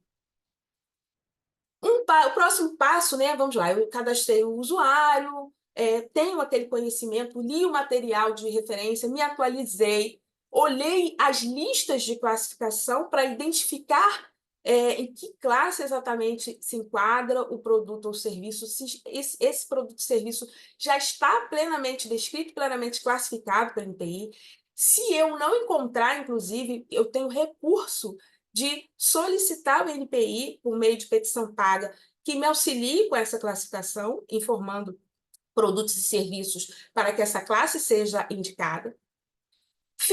Cumpri esses passos. Eu, sabendo qual é a minha classe, né, de produto ou de serviço, e tendo esse conhecimento, né, de quais são os critérios de colidência, do que realmente o NPI considera, eu parto para a realização da busca. Na realização da busca, é importante, por exemplo, identificar que o NPI considera não apenas o aspecto fonético, como também o aspecto gráfico do sinal e o aspecto ideológico, que seria o aspecto semântico, né? Então, esse conhecimento prévio do manual ajuda que, no momento da busca, se tenha uma estratégia de que forma identificar eventuais colidências, assim como a questão da classe, que está vinculado à questão da afinidade mercadológica. Algumas classes, elas têm maior afinidade mercadológica normalmente, já outras classes, dentro da própria classe, a gente tem produtos que podem, inclusive, não serem afins. E esse conhecimento também de afinidade mercadológica e alguns critérios que são utilizados, a gente também consegue encontrar no material de referência. Feita a busca, né, e isso é bom ressaltar que é essencial para que não se dá um tiro, né, no escuro, que essa busca ela seja bem feita e seja bem analisada, para que, a partir desse momento, que é o momento da escolha da marca, qual é o sinal que eu realmente vou depositar, se parta para a emissão e pagamento da GRU. O momento da emissão da GRU, ele vai estar extremamente vinculado ao cadastro do usuário. Então, se eu me cadastrei como pessoa física, o valor que vai ser emitido vai ser como pessoa física. Se eu me cadastrei como uma empresa, uma pessoa jurídica de pequeno porte, vai ser emitido aquele valor equivalente. Se eu não reivindiquei, né, uma condição que faz jus ao desconto lá no cadastro, né, me cadastrei como uma pessoa jurídica sem qualquer característica que faça jus ao desconto, nesse momento a emissão da guia vai emitir o valor cheio. A guia, ela tem uma validade que consta lá, mas essa validade ela não está vinculada à questão do pagamento, então ela deve ser desconsiderada, essa validade. É importante se emitir e pagar a GRU antes de preencher o formulário, tá? Embora se a pessoa simplesmente emitir a GRU, ela vai conseguir entrar no formulário, ela vai conseguir visualizar o formulário. Se há um envio antes do pagamento, esse pedido ele vai ser considerado inexistente, porque o pagamento ele não pode ser posterior ao envio do formulário. Então, é importante, como um passo, né, nesse processo, se emite e se paga a GRU antes de se preencher o formulário. No preenchimento do formulário, boa parte do sucesso desses passos anteriores, como é o caso do cadastramento do usuário, do cadastramento, no caso, por exemplo, de cotitularidade, já ter cadastrados todos os titulares envolvidos, todas as informações que foram informadas no cadastro, elas vão ser resgatadas, assim como as informações que foram o pagamento da GRU, as informações da GRU, né? Onde é informado o código, exatamente qual é o serviço, né? Qual é o serviço que eu estou requerendo no NPI, que nesse caso a gente está falando do pedido de registro. Então, uma vez preenchido o formulário, nesse momento tem alguns pontos também que a gente considera relevante destacar, que é principalmente relacionado a anexos. Uma das questões recorrentes é, às vezes, o envio da imagem não no local correto, né? Qual é o local correto da imagem? Tem um campo específico onde se deve subir a imagem. E, às vezes, se sobe essa imagem por anexo. E o que acontece? O pedido vai seguir, vai ser publicado apenas o que está no formulário, não no anexo, e quando for para o exame formal, essa marca ela vai ser considerada uma marca nominativa, porque o anexo ele não vai ser considerado como, né, constante ali do pedido. Constante do pedido vai ser aquela marca que foi carregada ali no campo específico. E um outro cuidado com o anexo é também o envio de anexos que não são correspondentes àquilo que você está pensando, como a questão de procuração, e enviar um outro documento no lugar do documento correto. Eu me lembro, assim, mas isso foi bem no início do sistema eletrônico, que no lugar da procuração mandaram a foto de uma festa no escritório, né? E aí, quando estava lá, procuração, mas era a foto de todo mundo, sei lá, era uma confraternização de fim de ano. Então, assim, embora essa seja uma situação bem mais, né, incomum, mas, assim, não é incomum que se envie anexos trocados, que não se tenha atenção. Então, assim, esse momento do depósito tem alguns pontos de atenção que devem ser tomados no cadastro, principalmente, né? Também é essencial se ter um conhecimento dos procedimentos técnicos, pensar exatamente qual é o escopo de proteção que aquele processo aquele registro futuro, né, ele precisa ter, fazer uma busca para evitar problemas de colidências futuras, fazer o pagamento da GRU antes do envio do pedido. E quando se envia o pedido, prestar atenção em alguns detalhes. Um dos detalhes também que eu gostaria de reforçar na questão do preenchimento do formulário é relacionado à imagem. A gente até fez uma atualização ao longo desse ano, ressaltando para a questão do padrão de cores, porque há alguns casos de envios de pedidos que a cor, o tom da cor, por exemplo, é verde. Não é que ele deixa de ser verde, mas fica um tom um pouco diferente do tom que é desejado pelo seu titular. E o que a gente identificou, e está constando no manual, que tem a ver com padrão de cor. Tem um padrão de cor específico, que está lá no manual, que é o padrão RGB, que ele deve ser observado na hora de confeccionar a imagem. Porque apenas esse padrão de cores, ele permite que a imagem não sofra nenhum tipo de alteração na sua tonalidade. Então, esses são os pontos mais relevantes dessa parte do como depositar. Elisângela, antes de você passar para o próximo ponto, queria só te perguntar. Problemas como questões de anexar a imagem ao invés de colocar no campo correto, esse tipo de coisa a gente consegue resolver depois do pedido ou a gente precisaria pedir novamente? Esse é um caso que não conseguiria resolver depois do pedido, porque o que acontece no exame formal? No exame formal, como só consta o elemento nominativo ali, vai ser transformado em marca nominativa e vai ser publicado como marca nominativa. Então, é algo que tem que se ter atenção, bastante atenção. Obrigada. Bem, passando esse primeiro momento, que é o momento da apresentação do pedido, temos os cuidados do como acompanhar. E essa parte do como acompanhar é basicamente assim, aquela premissa básica de acompanhar, de prestar atenção nos prazos, né? Prestar atenção nos prazos de acompanhamento. Principalmente nesse primeiro momento, o prazo, ele é um prazo, vamos dizer, mais apertado para qualquer tipo de ação. Por quê? qual é a primeira coisa que acontece com o pedido depois que ele sai lá, que ele é enviado? A primeira coisa que acontece com o pedido é passar por um exame formal. E o exame formal, caso haja alguma exigência por parte do exame formal, essa exigência vai ser publicada na RPI e o prazo ele é de 5 dias corridos para qualquer tipo de ação. Então, nesse período, é um período que exige muito mais atenção, uma atenção mais constante, mais frequente, para evitar eventuais perdas de prazo. Mas se a gente tentou seguir o máximo, né, das orientações, a ideia é que, seguindo as orientações, conhecendo os procedimentos de exame, os procedimentos técnicos, que não se sofra nenhum tipo de exigência formal.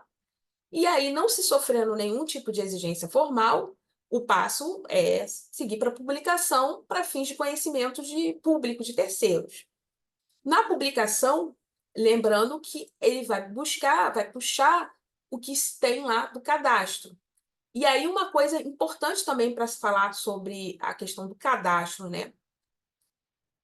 Quando é feito o pedido, esse cadastro que foi feito, aquelas informações todas que estão no formulário, elas migram para o nosso sistema interno. Se por acaso, né, eu já tinha falado da questão de um pedido, né, um registro anterior com cadastro diferente.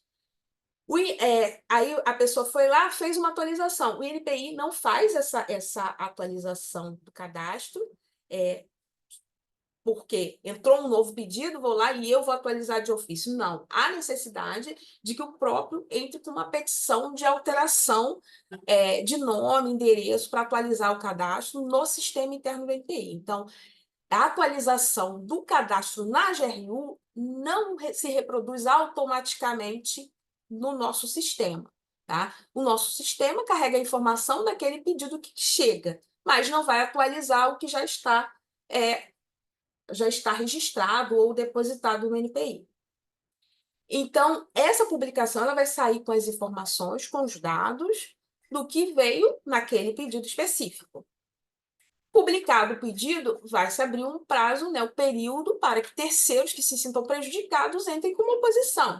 Esse é um momento de atenção também, porque embora também o INPI examina todos os pedidos, independentemente de oposição ou não, ele analisa os argumentos da oposição, mas é importante que o próprio, né, que o seu representante apresente sim as suas manifestações, principalmente quando o pedido não é na mesma... quando há outros argumentos que não são, às vezes, só o inciso 19, né? Porque aí eu vou falar um pouco, né, na parte do exame de mérito, já que é o passo sequencial. Por quê? O que acontece no exame de mérito? No exame de mérito, o INPI utiliza a ferramenta que a gente tem, que é um sistema, para analisar, né, as questões de colidência. E na questão de colidência, o INPI busca dentro daquela classe do que foi depositado o pedido. Então, se o pedido foi depositado, por exemplo, na classe 35, que é a classe de comércio, a busca vai ser feita dentro da classe 35 e as anterioridades eventuais que vão ser apontadas vão ser as anterioridades daquela determinada classe. Se houver um pedido ou registro em outra classe de terceiros que seja anterior, ele vai ser apontado apenas por oposição. No momento do exame de mérito, o INPI analisa, né, todos os pedidos, independentemente de ter oposição ou não. E aí, voltando, né, à questão da necessidade de ter o conhecimento técnico sobre como o INPI analisa, tem alguns pontos específicos que são bem importantes e que a gente vê que, às vezes, há recorrência, né? A questão da compatibilidade, efetividade da atividade, principalmente da licitude, porque tem alguns serviços e produtos que não são considerados atividades lícitas. De acordo com o artigo 128 da LPI, o INPI ele não pode registrar marcas que tenham como objetivo assinalar esses produtos. Então, a gente tem algumas situações, né? Como, eu vou dar um exemplo, né? A questão da cannabis. Houve uma liberação do cannabis para a questão de medicamento, especificamente. mas não há liberação da maconha em si, né, do produto maconha para fins de registro. Então, esse, por exemplo, seria uma especificação que, caso ela chegasse ao NPI, seria indeferido pelo artigo 128 da LPI. Outro ponto também que a gente observa, que chega para a gente no exame de mérito, tem a ver muito com a questão da cotitularidade. Embora não seja tão recente, mas, vamos dizer, é relativamente recente essa prática de recebermos, aceitarmos a cotitularidade, porque a gente percebe que, às vezes, há dúvidas, tanto lá no momento, né, do preenchimento do pedido, como também da documentação que deve ser apresentada. Então, tem casos que os requerentes cotitulares não são representados pelo mesmo procurador, são representados por procuradores diferentes, ou só um é representado por procurador, mas não há apresentação do documento de prática conjunta. Então, por exemplo, essa é uma documentação que está bem expressa no manual, que há necessidade, nos casos em que os cotitulares não são representados pelo mesmo procurador, ou seja, tem procuração específica, né? Os dois precisam dar procuração para aquele determinado procurador. Nesses casos, quando não há isso, há necessidade desse documento de prática conjunta pelos cotitulares. E a gente percebe que, recorrentemente, há falta dessa documentação. E aí corre-se o risco que, nesse caso, de sofrer uma exigência de mérito. Com prazo de 60 dias para cumprir, mas seria um passo a mais no processo que poderia não ter de se passar. E a própria questão da distintividade, liceidade, veracidade e disponibilidade do sinal, que são assim, os critérios básicos do que pode ser registrado como marca, que é muito importante que se tenha, né, principalmente assim, alguns pontos que eu vou destacar, a questão da distintividade. A distintividade, né, a doutora Ana Paula falou de alguns casos, eu não vou aí comentar os casos, mas vou comentar o conceito da distintividade, porque existe um limiar, assim, a gente tem clareza em relação a alguns sinais de que são realmente distintivos e eles têm uma força distintiva muito grande, né, muito expressiva. Mas há sinais que eles ficam muito no limiar do que é ou não distintivo. E o manual, ele dá ali orientações de casos específicos na análise da distintividade. Então, tem ali alguns conjuntos que seria registrável se tiver de uma determinada forma, mas se eu faço uma composição que é peculiar, esse sinal ele passa a ser distintivo. Então, nesse momento, essa leitura prévia do manual, principalmente relacionada a alguns pontos, ela é muito relevante para que haja um sucesso aí no sentido do deferimento. E aí, desse passo que seria, né, uma primeira decisão, a decisão em primeira instância, há a possibilidade, né, de que esse pedido já seja deferido ou ele seja indeferido. Nesse momento é muito importante o acompanhamento do prazo, porque a gente tem vários casos de processos, a gente tem casos até de processos que sofrem oposição, entram com manifestação, as alegações da manifestação são acatadas, o NPI defere o pedido e no momento do pagamento da concessão a pessoa perde o prazo, né? O prazo da concessão são aí 60 dias, mais 30, mas há aqueles casos que as pessoas perdem o prazo apesar de ter acompanhado todo o processo até um determinado momento. E caso, né, haja sucesso no pagamento da concessão, passamos para o registro da marca. Agora, mesmo quando não há um deferimento, mesmo quando não há vamos dizer, um primeiro sucesso, né, no primeiro momento ali da primeira instância, há possibilidade de recurso. O importante é que não se perca o prazo, porque eventualmente, né, entrando com recurso, pode ter alguma forma de mudar, né, a concepção do NPI, seja porque há fatos novos ali apresentados. A gente tinha um caso que era muito comum, que agora a gente não vai precisar mais, né, desse recurso, que é a questão da expressão de propaganda, né? Quando vinha a marca, uma expressão de propaganda, a gente indeferia, né? A gente não vai mais indeferir, quando vem uma marca distintiva, uma expressão de propaganda, a gente deferia, ir para recurso, e no recurso se pedia para retirar aquela parte registrável da marca. Então, se houvesse recurso, havia pelo menos a oportunidade de manter a parte distintiva do sinal. Agora a gente não vai precisar mais porque o inciso 7, né, foi teve aí uma revisão desse inciso 7 e o manual ele foi publicado já com essa novidade na semana passada, no dia 27 de novembro. Então, passando essa etapa de como acompanhar, tudo dando certo, realmente sendo obtido o registro, temos aí alguns cuidados que precisam ser tomados no pós-registro e também oportunidades que existem no pós-registro. Então, como cuidado a ser tomado é manter a vigilância. E aí que eu não coloquei a questão da nulidade judicial, porque a gente está falando só em esfera administrativa. Então, dentro de 180 dias, ainda há a possibilidade de o registro ser impugnado. Então, deve-se manter uma estratégia de acompanhamento desse sinal, né, desse registro. É importante se obter o certificado de registro, certificar com certificado, né?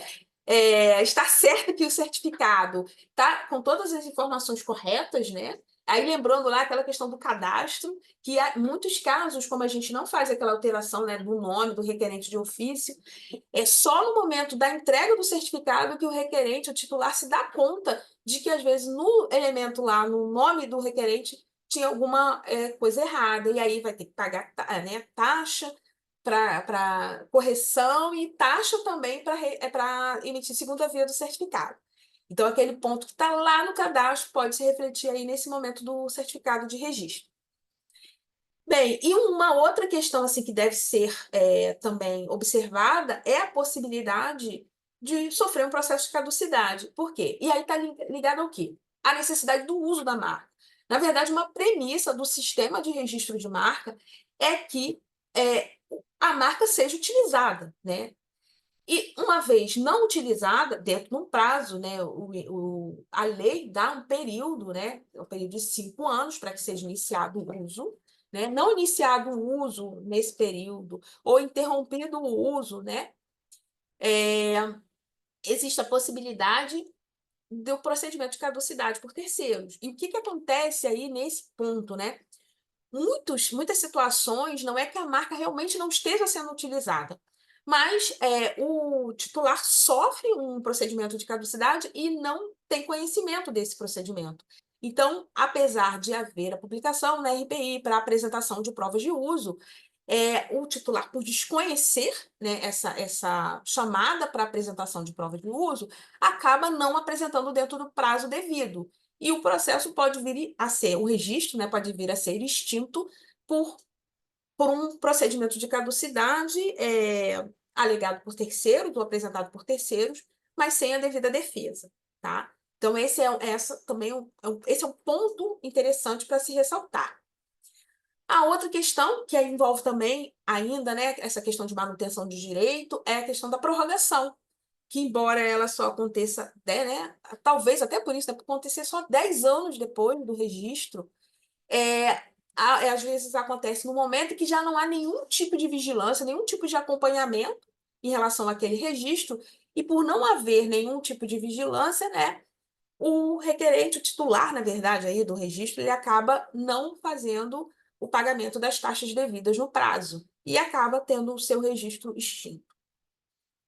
E outros pontos importantes, que não estão relacionados apenas à manutenção do direito, e uma parte está relacionada ao que a doutora Ana Paula falou na apresentação, que não basta apenas ter o registro, né? E lembrando também que eu falei que o NPI ele faz busca na classe específica, né? Não em todas as classes, ele faz busca na classe específica do registro.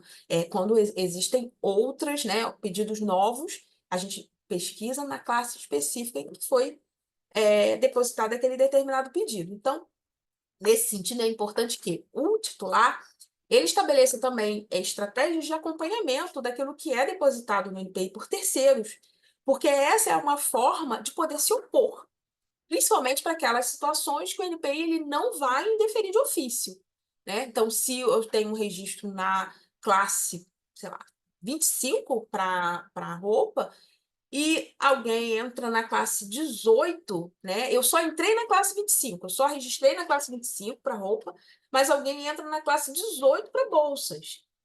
Se não há uma vigilância do próprio requerendo, do titular, e ele não apresenta nenhum tipo de oposição, na busca de ofício, como o NPI ele se limita a fazer busca na classe, esse registro anterior ele não vai aparecer.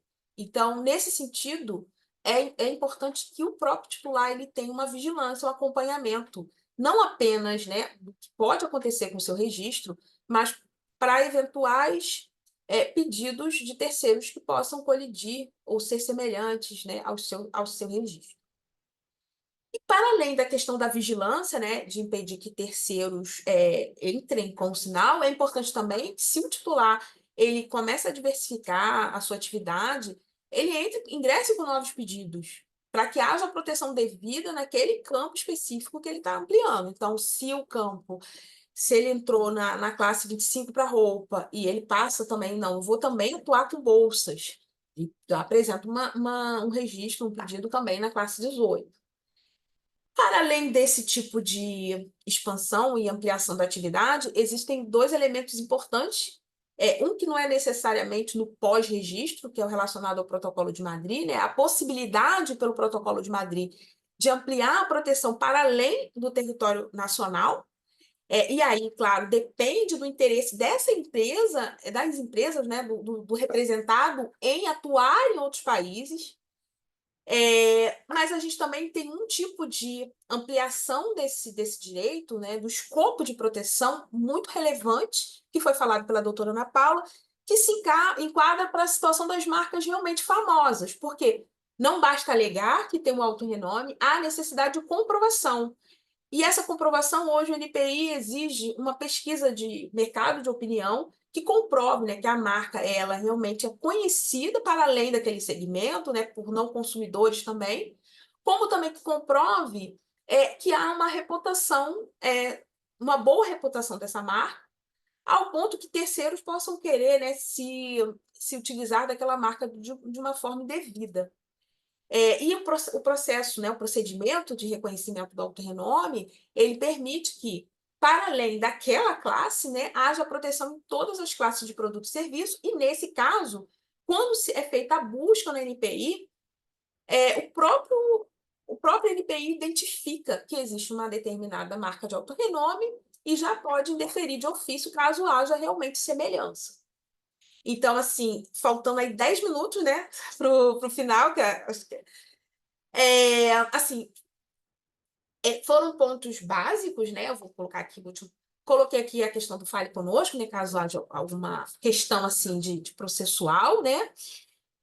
São pontos básicos, mas que assim, são considerados importantes para que se tenha sucesso, né, na via administrativa. Eu não pude aprofundar vários pontos, porque eu tentei dar um panorama assim, bem geral entre o depósito e o pós-registro, né?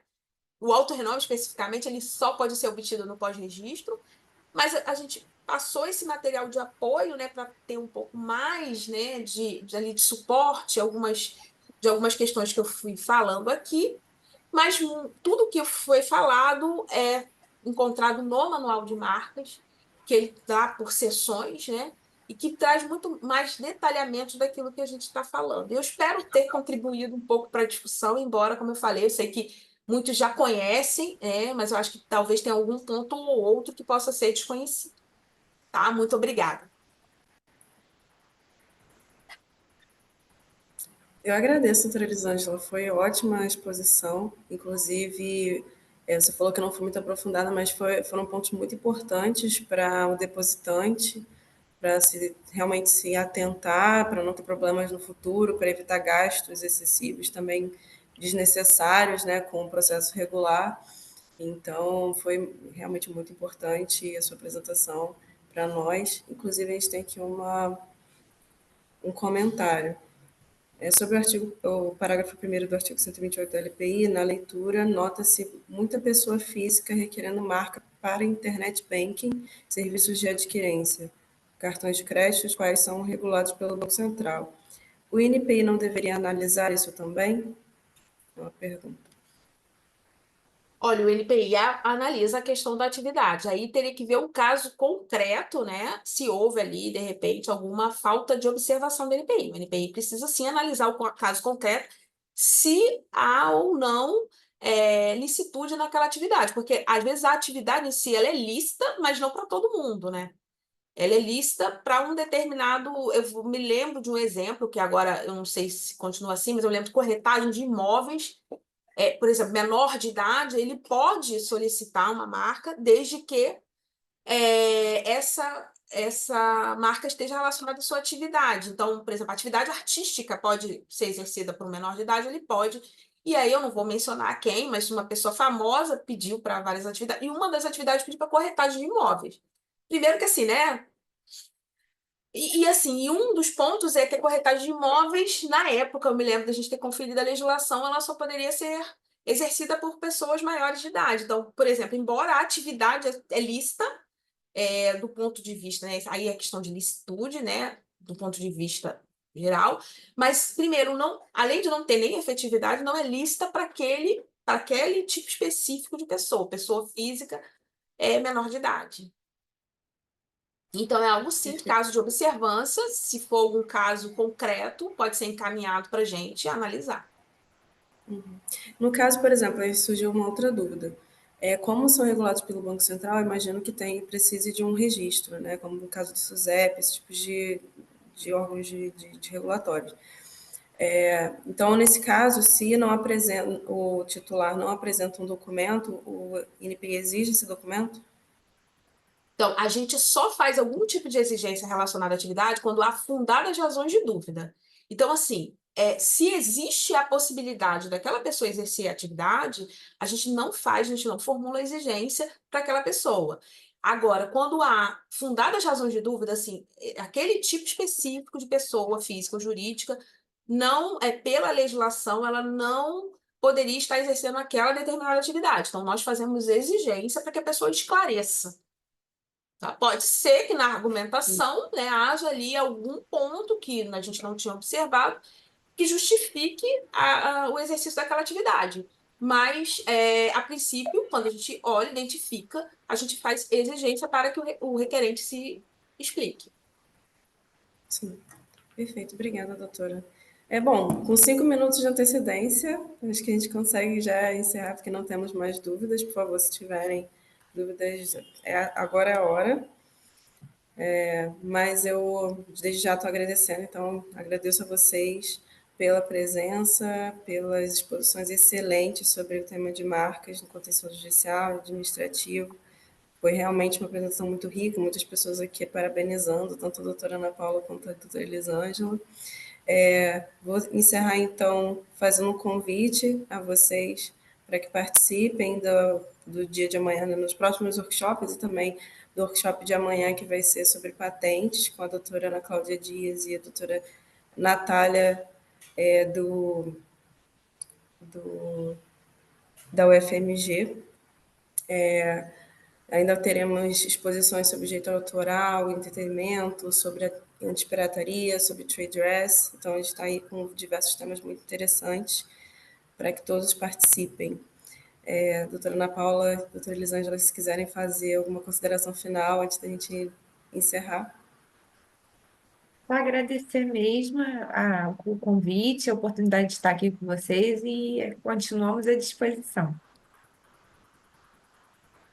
Eu gostaria também de agradecer, né, essa oportunidade de estar aqui falando um pouco da prática do NPI, que a gente tem, às vezes, poucos espaços de diálogo no NPI, né, com os seus usuários, com os representantes.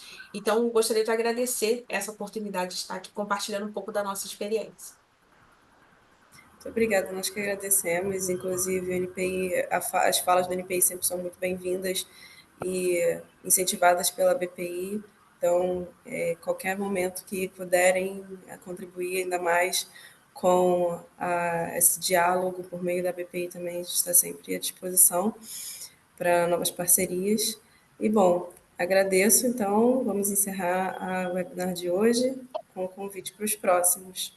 Eu gostaria só de fazer uma correção com a sua pergunta, que você falou sobre a questão da marca, se não pode ser corrigida. Aí depende, pode ser apresentada uma petição paga de correção por falha do interessado, Mas aí vai depender do momento do processo. Tem que ser antes do exame de mérito. Ah, ok. E aí vai Vou ser saber. apreciada se realmente ali houve. Tem que ter algum indício ali de que realmente houve falha do interessado. Tá? Ah, Só perfeito. essa Ok, conhecimento. então fica registrado aí a resposta. Muito obrigada a todos, então. Vamos encerrar. E até a próxima. Tá bom, obrigada.